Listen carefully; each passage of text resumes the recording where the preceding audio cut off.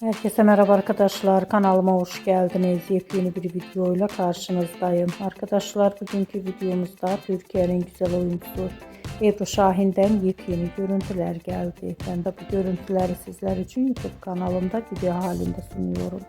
Umarım beğenirsiniz. Arkadaşlar videomu beğendiyseniz kanalımı izlemeyi ve bildirim butonuna basmayı unutmayın. Şimdilik benden bu kadar olsun. Yeni videomuzda görüşmek üzere. Hoşça kalın.